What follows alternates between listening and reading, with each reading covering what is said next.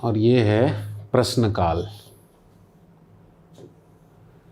प्रश्नकाल जो होता है ये संसदीय कार्यवाही का पहला घंटा होता है, यानी कि प्रश्नकाल दिन के 11 बजे प्रारंभ होता है और 11 बजे से 12 बजे तक प्रश्नकाल चलता है। देखिए, संसदीय कार्यवाही का प्रथम घंटा प्रश्नकाल होता है। इसमें सदस्यों द्वारा प्रश्नों की सूचियां सदन को सौंपी जाती हैं, यानी 11 से 12 में प्रश्न सौंपे जाते हैं सदन को।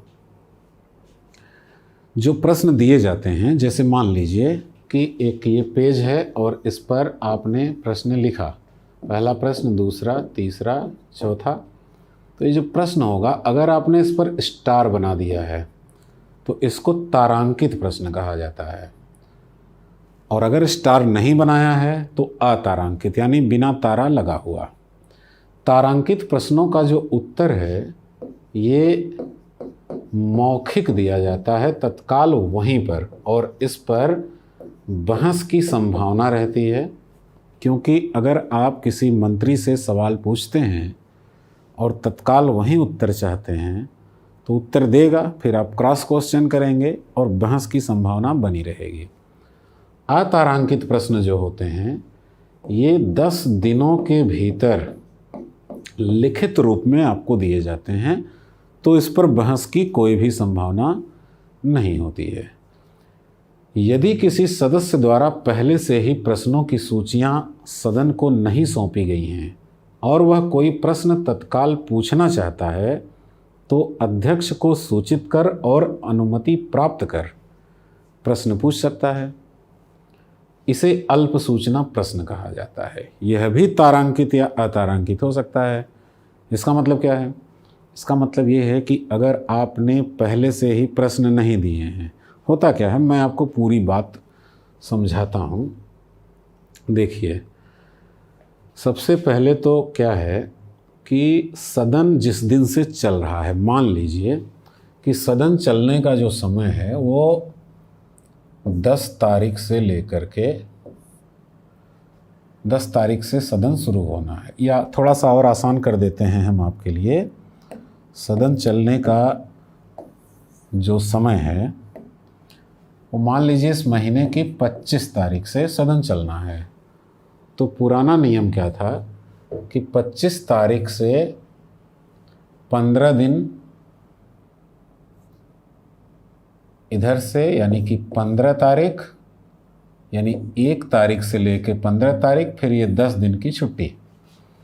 1 तारीख से लेकर के 15 तारीख तक सभी सदस्य जिन मुद्दों पर प्रश्न उनको पूछने हैं वो सदन को दे देंगे।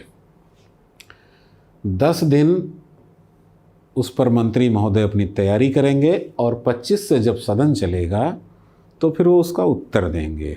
ये पुराना नियम है, अभी ये बदल गया है। 2014 में जब नई सरकार गठित हुई तो उन्होंने कहा कि हम ये 10 दिन की बर्बादी नहीं करेंगे। 25 तारीख से अगर सदन चलना है तो सीधे 10 तारीख से, यानी कि जो 15 दिन आप यहाँ प्रश्न पूछ रहे थे, मुद्दे दे रहे थे, वो आप 10 तारीख से लेकर के 24 तारीख तक मुद्दे दे दीजिए किस पर आपको प्रश्न पूछने हैं। और ये मुद्दा दे देने के बाद जब सदन चलना प्रारंभ होगा तो आप प्रश्नकाल में, यानी 11 बजे से 12 बजे तक उसे सदन को सौंप देंगे, अपने प्रश्नों को इस तरह से तारा लगा करके या बिना तारा के। अब अगर किसी सदस्य ने पहले से न मुद्दे सौंपे हैं न प्रश्न सौंपे हैं, लेकिन सदन चलने के दौरान, सत्र चलने के दौरान देश में ऐसा कोई मुद्दा आ जाता है जिस पर प्रश्न पूछने की आवश्यकता पड़ जाती है उसको, और मंत्री महोदय सदन में बैठे हुए हैं, तो वह चाहे तो अध्यक्ष को सूचित करके, अनुमति प्राप्त करके तत्काल वो प्रश्न पूछ सकता है। इसको अल्प सूचना प्रश्न कहा जाता है। ये जो अल्प सूचना प्रश्न वह पूछेगा उस पर भी वो चाहे तो तारा लगा सकता है या बिना तारे के भी प्रश्न पूछ सकता है, यानी वह प्रश्न भी तारांकित या अतारांकित हो सकता है। प्रश्न काल के बाद एक दूसरा कॉन्सेप्ट होता है शून्य काल।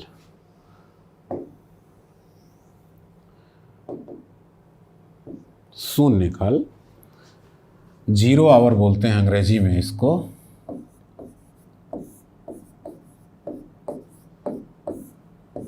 प्रश्न काल के बाद का जो समय होता है, यानी प्रश्न काल हुआ 11 से 12, ये क्या हुआ? प्रश्न काल, यानी क्वेश्चन आवर हो गया। प्रश्न काल के बाद का समय, बाद का समय यानी कि 12 बजे से ये प्रारंभ होगा और जब तक किसी अन्य कार्रवाई का निर्देश न दे दिया जाए अध्यक्ष या सभापति के द्वारा, तब तक ये शून्य काल चलता रहेगा। 12 बजने की वजह से ही इसको शून्य काल कहा जाता है। इसका कोई निश्चित समय नहीं है कि ये 1 घंटे का होगा कि पौना घंटे का होगा। 12 बजे से प्रारंभ होगा, तब तक चलेगा जब तक कि दूसरी कार्रवाई का निर्देश ना हो जाए। इस शून्य काल की विशेषता ये है कि इसमें सदस्यों द्वारा बिना किसी पूर्व सूचना के किसी भी मुद्दे को उठाया जा सकता है। जैसे हमारे संविधान में कहा गया है कि कई चीज़ें दूसरे देशों से ले आकर के रखी गई हैं। ये शून्य काल भारतीय संविधान की अपनी स्वयं की विशेषता है, ये किसी भी देश से उधार नहीं ली गई है।